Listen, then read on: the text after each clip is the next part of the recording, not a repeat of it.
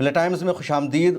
ایران کے supreme leader علامہ آیت اللہ خامنئی کی تصویر آج کی ہے۔ آج یعنی 17 جنوری کو انہوں نے اپنی قوم سے خطاب کیا، مختلف شعبہ کے ذمہ داروں سے، لوگوں سے ملاقات کی اور اپنے طویل ترین خطاب میں سیدھے سیدھے انہوں نے امریکی صدر کو ایران میں ہونے والی آگزنی کے لیے، توڑ پھوڑ کے لیے یا لوگوں کے قتل کے لیے ذمہ دار ٹھہرایا اور کہا امریکی صدر مجرم ہے۔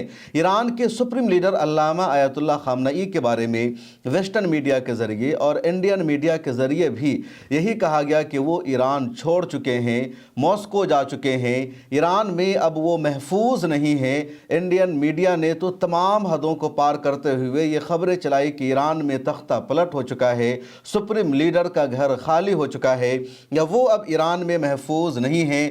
ویسٹرن میڈیا بھی ایران کے معاملے میں انڈین میڈیا ہو جاتا ہے۔ دوسرے لفظوں میں کہہ لیجئے کہ گودی میڈیا صرف بھارت کی میڈیا نہیں ہے بلکہ انٹرنیشنل میڈیا بھی سب سے بڑا گودی میڈیا ہے۔ جب بات چیت آتی ہے اسلام کی، مسلمانوں کی، کسی مسلم دیش کی یا ایران کے خلاف پروپیگنڈا کرنے کی، تو وہاں پر BBC یا CNN یا Fox News, New York Times, Washington Post, اس طرح کے جتنے بڑے بڑے اخبارات ہیں، جتنے بڑے بڑے ٹیلی ویژن ہیں، وہ سب ایک صف میں شامل ہو جاتے ہیں اور انڈین میڈیا وہیں سے خبریں چوری کر کے چلاتا ہے کہ پورا ایران تختہ پلٹ کرنے کے لیے تیار ہو چکا ہے، مہیلاؤں کو وہاں آزادی نہیں ہے یا خواتین وہاں حجاب میں اب رہنا نہیں چاہتی ہے۔ ایک اور خبر جان لیجئے کہ انڈیا کے کچھ اسٹوڈنٹس جو ایران میں میڈیکل کی تعلیم حاصل کرنے گئے تھے، ان میں سے کچھ آج بھارت پہنچے ہیں اور بھارت پہنچنے کے بعد انہوں نے میڈیا سے جو بات چیت کی، وہاں کے بارے میں جو انہوں نے بتایا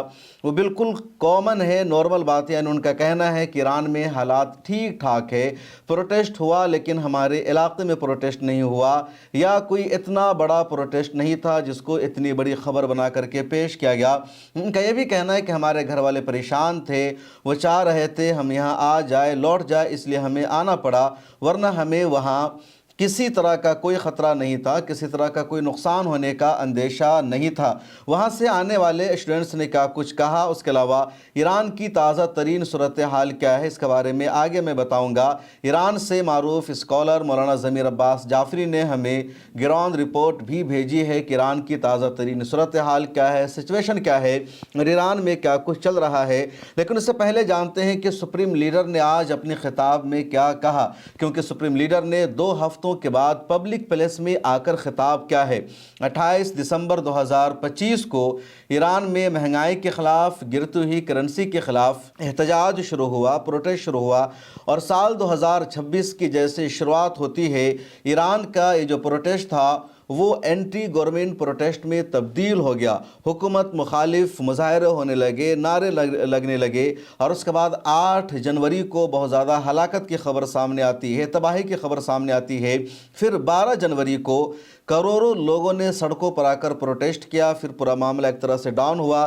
امریکی صدر ڈونلڈ ٹرمپ جو کہہ رہے تھے کہ ایران پر اب حملہ ہوگا، ایران کی حکومت ہر حال میں بدل جائے گی، انہوں نے ہی اپنا فیصلہ واپس لے لیا اور کہا ایران پر فی الحال حملہ کرنے کے لیے مناسب وقت نہیں ہے۔ اس دوران سپریم لیڈر علامہ آیت اللہ خامنئی لگاتار ٹویٹ کر رہے تھے، پوسٹ کر رہے تھے۔ ایک ٹویٹ میں انہوں نے امریکی صدر کو فرعون سے تشبیہ دی اور کہا فرعون کو بھی غرور تھا، تکبر تھا، لیکن اس کا انجام پوری دنیا جانتی ہے۔ ان کے خطاب کا، ان کی تقریر کا جو پورا متن ہے فارسی زبان سے اردو میں ترجمہ کر کے میں آپ کو سنانے جا رہا ہوں، کیونکہ جو اسپیچ ہے، جو تقریر ہے، بہت زیادہ اہم ہے۔ شیعہ سنی کے اختلاف اپنی جگہ، کہ شیعہ الگ اپنا لیڈر مانتے ہیں، سنی اپنا لیڈر الگ مانتے ہیں، لیکن بہت سارے مسائل ایسے ہیں جہاں شیعہ سنی ایک ہیں اور پولیٹیکل معاملوں میں، سیاسی معاملوں میں صرف شیعہ مسلمان نہیں بلکہ سنی مسلمان بھی سپریم لیڈر کو عزت کی نگاہ سے دیکھتے ہیں، احترام کی نگاہ سے دیکھتے ہیں، اور جب بھی ایران پر کوئی دیش حملہ کرنے کا منصوبہ بناتا ہے، ایران کے خلاف کوئی سازش رچی جاتی ہے یا ایران پر امریکہ اور اسرائیل حملہ کرتا ہے، تو جتنا درد ایک شیعہ مسلمان کو ہوتا ہے، جتنی تکلیف ایک شیعہ مسلمان کو ہوتی ہے، اتنا ہی درد اور اتنی ہی تکلیف ایک سنی مسلمان کو بھی ہوتی ہے اور درد برابر ہوتا ہے۔ اور میسیج یکساں ہوتا ہے، پیغام ایک جیسا ہوتا ہے کہ ایران ہمارا اپنا ہے، امریکہ اور اسرائیل ہمارے متحدہ دشمن ہیں اور ایران پر کسی بھی طرح کے حملے کو برداشت نہیں کیا جا سکتا ہے۔ سپریم لیڈر کی جو اسپیچ ہے آپ سنیے۔ اولا ماهیت فتنه این فتنه آمریکایی بود، واضح بود. آمریکایی ها برنامه ریزی کردن، فعالیت کردن. هدف آمریکایی هم اینو من قاطع سریع با تجربه 40 و چند ساله در جمهوری اسلامی عرض میکنم، هدف آمریکا بلعیدن ایرانه.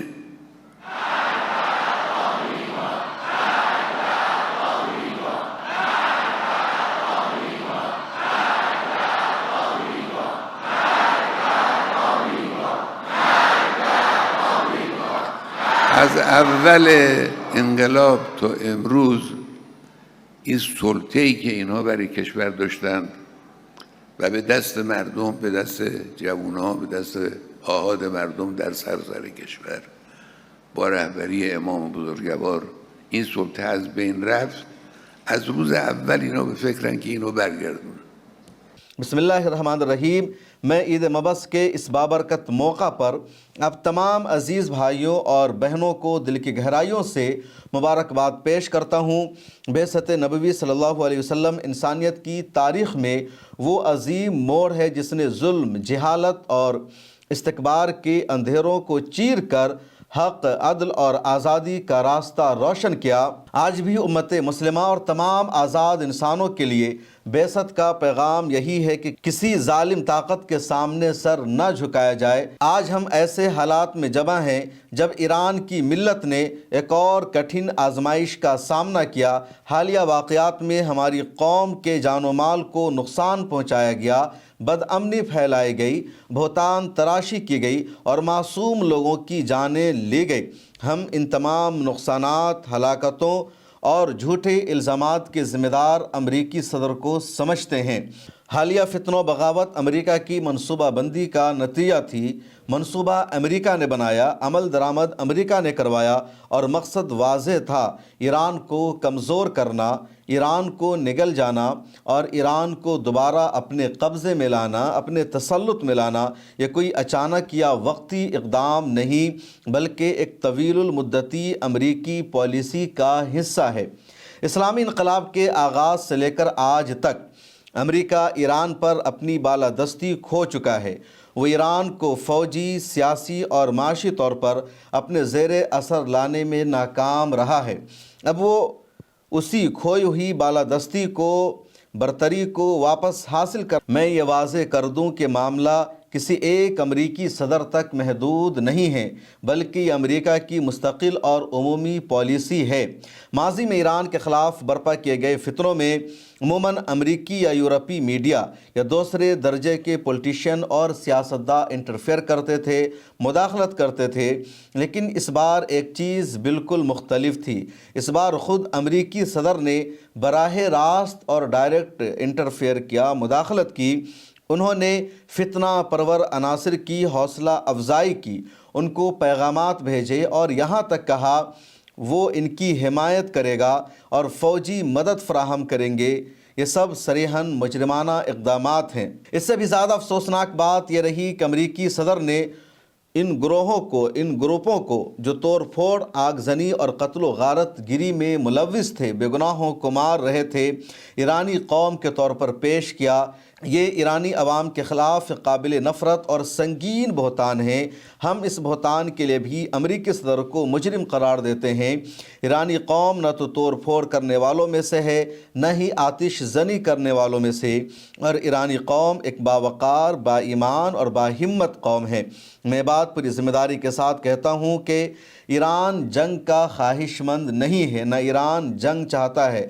ہم اپنی سرحدوں سے باہر کشیدگی بڑھانا نہیں چاہتے ہیں، لیکن اس کا یہ مطلب ہرگز نہیں کہ اندرونی یا بیرونی مجرموں کو بلا سزا چھوڑ دیا جائے۔ جنہوں نے ہماری قوم کے خلاف جرائم کیے ہیں انہیں اپنے اعمال کا حساب دینا ہوگا۔ ایرانی قوم نے بارہا ثابت کیا کہ وہ دباؤ، پابندیوں، دھمکیوں اور سازشوں کے سامنے جھکنے والی نہیں۔ ہماری طاقت، ہماری ایمانداری، ہمارا اتحاد اور قومی بصیرت ہے۔ دشمن جتنا بھی شور مچائے، ایران کی بنیادیں مضبوط ہے اور انشاءاللہ تعالی مزید مضبوط ہوں گی۔ ایران میں جو توڑ پھوڑ ہوا، ایران میں جو قتل و غارت گری ہوئی، ایران میں اتنے لوگ جو مارے گئے، اس کے لیے ذمہ دار اور اس کے مجرم ہیں امریکہ کے صدر ڈونلڈ ٹرمپ۔ میں نوجوانوں، دانشوروں، علماء، مزدوروں اور ملک کے تمام طبقات سے کہتا ہوں کہ ہوشیار رہیں، دشمن کے پیرو پیگنڈے کو پہچانیں اور اپنے اتحاد کو محفوظ رکھیں۔ بعثت نبوی صلی اللہ علیہ وسلم ہمیں یہی سکھاتی ہے کہ حق کے راستے پر ثابت قدم رہو اور ظلم کے مقابلے میں ڈٹ جاؤ۔ اللہ تعالیٰ ایرانی قوم کو سر بلند رکھے، ہمارے شہداء کو اپنے جوار رحمت میں جگہ دے اور ہمارے ملک کو امن، استحکام اور ترقی عطا فرمائے۔ والسلام علیکم ورحمۃ اللہ وبرکاتہ۔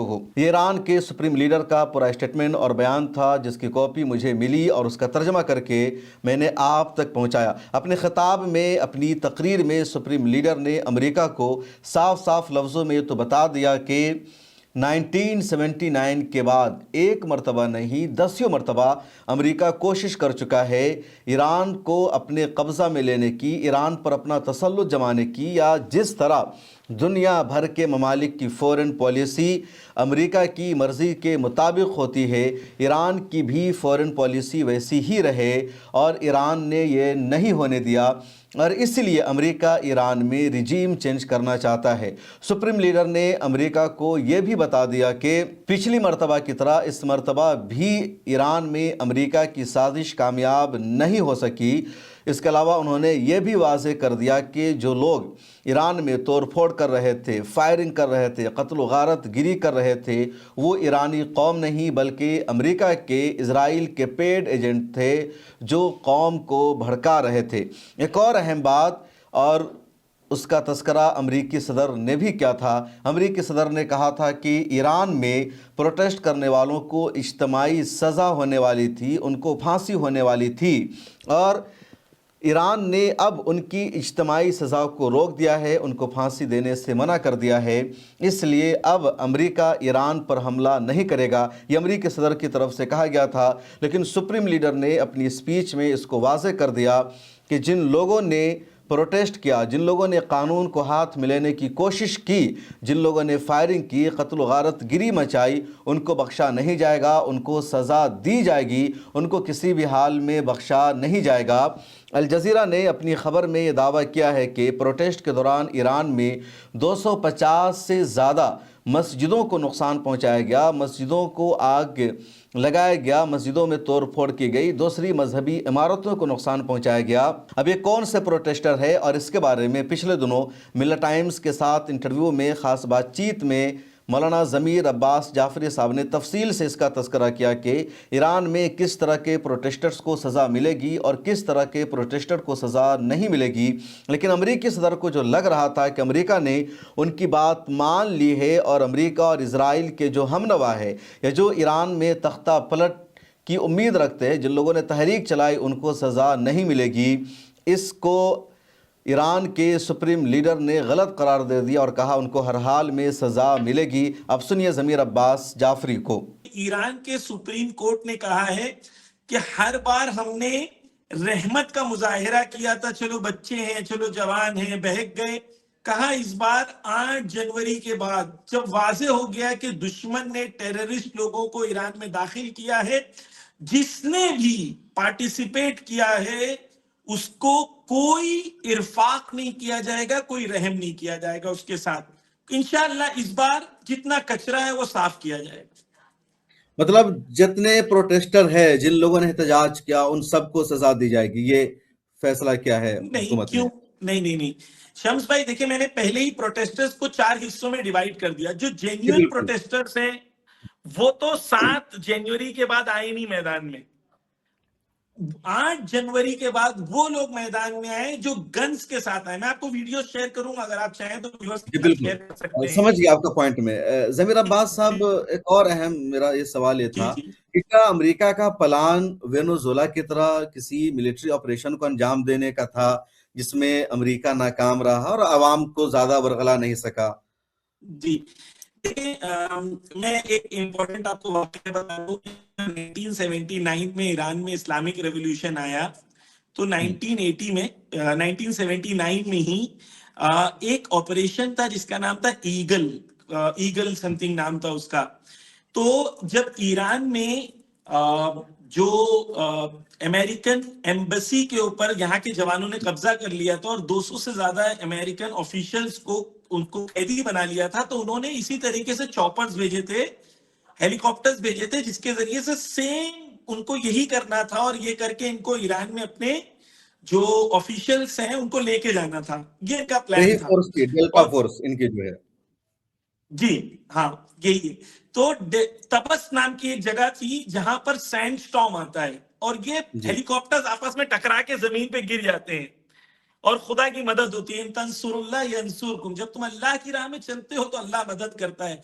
जब ये गिरे तो इमाम खोमैनी जो है रेडियो पे आके उन्होंने सूरे फील की तिलावत की और कहा कि अगर खुदा चाहे तो छोटे छोटे अबाबील के पत्थरों से बड़े बड़े हाथियों को ढेर कर सकता है. तो ये इंपॉर्टेंट है कि ये तमाम चीजों में अल्लाह की जात पे भरोसा, तौहीद, अल्लाह के वजूद पे भरोसा, अल्लाह की मदद पे भरोसा, इसको नहीं भूलिए. तो पहली चीज ये कि अगर अमेरिका कर सकता तो अमेरिका कर लेता. एक दूसरा कि जब 12 दिन की जंग हुई थी तो इजरायली डिफेंस मिनिस्टर ने खुल के कहा कि आयतुल्लाह खामेनी मारना चाहते थे. ऐसा नहीं कि वो नहीं करना चाहते, वो करना चाहते नहीं कर पाए.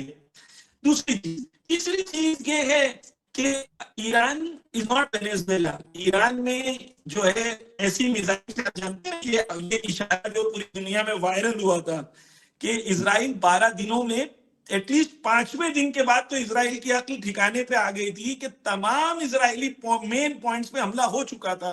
तो इजराइल जानता है कि अगर इजराइल या अमेरिका ईरान पर आंख उठाएगा तो ईरान में कुव्वत है कि ईरान एक जोर से उनको तमाचा मार सकता है और ईरान ने तारीख में मारा है और फिर मार सकता है.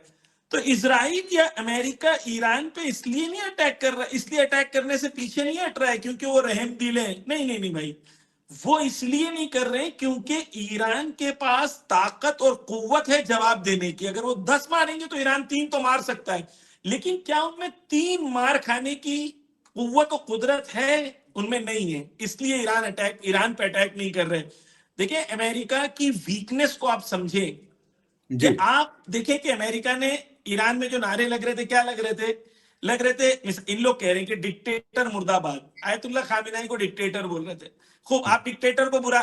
और ईरान में क्योंकि एक इस्लामिक गवर्नमेंट के बाद एक पूरा सिस्टम है जहां पर इलेक्शन के जरिए से प्रेसिडेंट सेलेक्ट होता है, तो डेमोक्रेसी भी है. ये कह रहे हैं डिक्टेटर मुर्दाबाद और दूसरी तरफ से क्या कह रहे हैं, रजा शाह पहलवी वापस आएगा.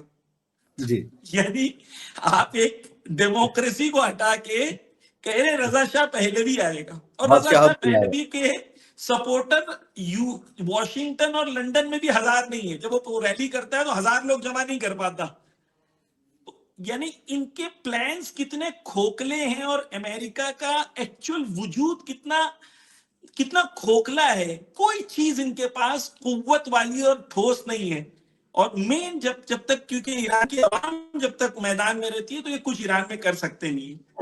ज़मीर अब्बास जाफरी साहब इन दिनों ईरान में मौजूद है और उन्होंने वहाँ से कुछ वीडियोस भी भेजी है कि ईरान में इस वक्त क्या निज़ाम है, ईरान की मौजूदा सूरत हाल क्या है. क्योंकि इंडिया की मीडिया में यही बताया जा रहा है कि ईरान में लोग अपने घरों से बाहर नहीं निकल रहे हैं, ईरान में रोज़ाना की एक्टिविटी को अंजाम नहीं दिया जा रहा है, वहाँ की सड़कों पर सन्नाटा छाया हुआ है. लेकिन ज़मीर अब्बास जाफरी कह रहे हैं कि ईरान में लोग रोज़मर्रा के मामलात को अंजाम दे रहे हैं, किसी तरह का कोई डर और खौफ नहीं है. आप इन वीडियोस को देखें. आज 16 जनवरी है. शम्स भाई आपको सलामुन अलैकुम और मिल्लत टाइम्स के तमाम व्यूवर्स को सलामुन अलैकुम. इंशाअल्लाह आप सब खैरियत से होंगे. लोग परेशान हैं ईरान में क्या हो रहा है. ईरान में जैसा कि आप देख सकते हैं आज फ्राइडे का दिन है. छुट्टी का दिन है, लोग आए हैं, वेदर बहुत अच्छा है तो लोग अपनी ज़िंदगी को एंजॉय कर रहे हैं। मैं शुरुआत करना चाहता हूँ एक चीज़ जो हमारे इंडियन व्यूअर्स हैं, हमारे मुसलमान भाई हैं हिंदुस्तान में, उनको समझाना चाहता हूँ कि ईरान जब आप ट्रैवल करेंगे, जब आप ईरान ट्रैवल करेंगे तो आप देखेंगे कि इस किस्म के बॉक्सेस लगे होते हैं। ये सदक़े के बॉक्सेस हैं, यानी जैसे हम लोग सदका देते हैं इंडिया में, और वो पैसा जो है पता नहीं वो शख्स प्रोफेशनल होता है कौन होता है, लेकिन ईरान में ये सदक़े के बॉक्सेस होते हैं। लोग जब घर से निकलते हैं तो सदका इसमें डालते हैं और ये तमाम सदका एक जगह जमा होता है हर शहर में, और फिर वहाँ पर शहर में गरीबों के लिए, ज़रूरतमंदों के लिए इस सदक़े के बॉक्स के ज़रिए से उनको उनकी ज़रूरतों को पूरा किया जाता है। तो एक सदक़े का ऑर्गेनाइज्ड सिस्टम जो है वो यहाँ पर है। आप आए, मैं आपको ईरान में कुछ और चीज़ें दिखाता हूँ। यहाँ पर हम लोग इस वक्त जिस जगह पर हैं, इस जगह का नाम गुलज़ार शोहदा है। ये कब्रस्तान है, जुमा का दिन है तो लोग छुट्टियाँ मनाने के लिए छुट्टियों में आते हैं शोहदा की कब्रों पर। नेचुरल सी बात है ईरान में, क्योंकि करबला और इमाम हुसैन अलैहिस्सलाम की मोहब्बत है, उसकी वजह से शहादत और शहादत तलबी और शहादत से मोहब्बत बहुत ज़्यादा है। इसलिए यहाँ पर जो शोहदा होते हैं उनका बहुत एहतराम किया जाता है। उनको उनकी कब्रों पर एवरी थर्सडे, एवरी फ्राइडे आते हैं। आए कब्रस्तान में चलते हैं। कब्रस्तान अगर आप देखें, इसे गुलज़ार शोहदा कहते हैं। अगर आप ऊपर फ़ोटोज़ देखें तो ये उन जवानों की फ़ोटोज़ हैं जो जवान इस्लाम की राह में जब खुदा के दीन को जब ज़रूरत पड़ी, तो ये जवानों ने अपना खून जो है खुदा के दीन के लिए दिया, कभी पीछे नहीं हटे। देखें ये पूरा कब्रस्तान है, ये फ़ोटोज़ हैं। कई हज़ार जवान जो हैं यहाँ पर मौजूद हैं जिन्होंने खुदा की राह में क़ुरबानी दी। और जब तक ये शहादत का जज्बा, जो इस्लामी उसूल हैं खुदा के कानून के, जो रसूल अल्लाह के असहाब थे, उन लोगों के अंदर जंग बद्र में जो जज्बा था, वो जज्बा जब तक हमारी कौम में ना आए, खुदा की राह में क़ुरबानी और ईसार का, जब तक हम उम्मत मुस्लिमा नहीं बन सकते और तब तक हम ज़ालिमों पर गालिब नहीं आ सकते। हमेशा कहा जाता है जेन ज़ी के बारे में। देखिए यहाँ पर आपके सामने एक जेन ज़ी है, ये ईरान का जेन ज़ी है। आप देखें 2 जेन ज़ी हैं ईरान के। एक 25 साल के शहीद की कब्र है, जो 25 साल की उम्र में शहीद ज़ैनुद्दीन एक कमांडर थे और एक लश्कर को, एक बड़े हिस्से को लीड करते थे। खुलूस का आलम उनका अजीब था और उनके शागिर्द उनसे बेपनाह मोहब्बत करते थे। यहाँ पर देखें जवान उनकी कब्र पे आके कुरान पढ़ रहे हैं, सूरा पढ़ रहे हैं। ये जो बताया जाता है कि ईरान में जवान जो हैं, ये हमारे पीछे एक और जवान जो हैं इस वक्त ज़ियारत के लिए आ रहे हैं। यानी ये पूरी फ़ज़ा आप देखें कि फ्राइडे का दिन है, यहाँ पर फ्राइडे छुट्टी का दिन होता है, लेकिन कितने 100 लोग आए हैं शोहदा की कब्रों के ऊपर। ये ईरान है और ये जो बताया जा रहा है कि ईरान में बहुत मुश्किल है, ईरान में बहुत प्रॉब्लम है, बहुत प्रोटेस्ट हो रहे हैं, मैंने इसलिए आपके सामने बाहर आके लोगों के दरमियान चीज़ों को रिकॉर्ड किया है ताकि हमारे व्यूवर्स को पता चल जाए कि ईरान में सब कुछ नॉर्मल है। हम लोग इस वक्त गुलज़ार शोहदा में हैं, कब्रस्तान हैं। कुरान मजीद की वाज़ेह आयत है, वला तहसबन्नल्लज़ीना क़ुतिलू फ़ी सबीलिल्लाहि अमवाता। जो लोग अल्लाह की राह में शहीद होते हैं उन्हें मुर्दा न समझो। तो इस कब्रस्तान में कई 100 शहीदों की कब्र है जिन्होंने इस्लाम के लिए, खुदा के दीन के लिए जान दे दी। ईरान में एक कल्चर है कि लोग शहीदों की कब्र पे आते हैं और उन्हें वसीला मानते हैं खुदा तक पहुंचने का। बहुत इम्पॉर्टेंट है कि शहीदों से इस कौम का रिश्ता जो है बहुत मजबूत है। चंद शहीदों को मैं चाहता हूँ इंट्रोड्यूस करूँ आपके ज़रिए से, ताकि उनकी स्टोरी हमारे जवानों को इंस्पायर कर सके। और उसके बाद आइए आखिर में जान लेते हैं कि ईरान से आने वाले क्या कह रहे हैं। मेडिकल टूरिज़्म में अब ईरान भी आगे बढ़ता जा रहा है। कह लीजिए इंडिया के स्टूडेंट्स जिन देशों में मेडिकल की तालीम जाकर हासिल कर रहे हैं, क्योंकि इंडिया में MBBS की डिग्री बहुत महंगी है, मेडिकल की तालीम बहुत महंगी हो चुकी है, तो इंडिया के स्टूडेंट्स अब जाकर ईरान में तालीम हासिल कर रहे हैं, दुनिया के दूसरे देशों में जा रहे हैं। और ईरान में बहुत सारे जो स्टूडेंट्स थे उनमें से बहुत सारे वापस आए हैं, क्योंकि उनके घर वाले परेशान थे, उनकी फैमिली के लोग परेशान थे। लेकिन उन स्टूडेंट्स का कहना है कि वहाँ माहौल ठीक ठाक है, डर और खौफ का कोई माहौल नहीं है। और यही वजह है कभी बहुत सारे स्टूडेंट्स वहाँ से नहीं आए हैं। उनकी फैमिली ने, उनके फादर ने कहा कि आप वहीं रहो, माहौल ठीक ठाक हो जाएगा। और अब माहौल सच में बेहतर हो चुका है। इस वीडियो में आपसे ये भी गुजारिश है कि नीचे स्क्रीन पर एक एडवर्टीज़मेंट चल रहा है और ये बहुत ही अहम है, क्योंकि इसको आप देखेंगे तो अन्नूर हर्बल ये दवा की कंपनी है। उसके अलावा जो हर्बल प्रोडक्ट्स होते हैं उसको ये कंपनी तैयार करती है और इसका प्रोडक्ट्स आप ख़रीद कर अपने यहाँ कारोबार कर सकते हैं, इससे पैसा कमा सकते हैं। तो बहुत सारे ऐसे हमारे दोस्त अफराद जो चाहते हैं कि उनकी मईशत अच्छी हो, उनको पैसा कमाने का मौका मिले, वो घर पर बैठे हुए हैं, कोई काम उनको नज़र नहीं आ रहा है, तो स्क्रीन पर आपको ये जो एड चलता हुआ दिख रहा है अन्नूर हर्बल, मुल्क भर में आप इसके डिस्ट्रीब्यूटर बन सकते हैं और 15,000 रुपये में ही आप अपना काम शुरू कर सकते हैं। तो अपने इलाके का पिन कोड आप दिए गए नंबर पर फ़ोन करके बताइए, इनसे रब्ता कीजिए और जैसे आप फ़ोन करेंगे, रब्ता करेंगे, आपको मज़ीद तफसीलात दी जाएगी कैसे अन्नूर हर्बल के डिस्ट्रीब्यूटर बनकर आप पैसा कमा सकते हैं, अपनी लाइफ को बेहतर बना सकते हैं। बहरहाल ईरान की ताज़ा तरीन सूरत हाल अब बेहतर है और सुप्रीम लीडर का ये जो खिताब है अपने आप में अहमियत का हामिल है। इस वीडियो के आखिर में आपसे गुजारिश है, मिल्लत टाइम्स की सब्सक्रिप्शन ले लीजिए, डिस्क्रिप्शन में लिंक मौजूद है। फिर मुलाकात होगी।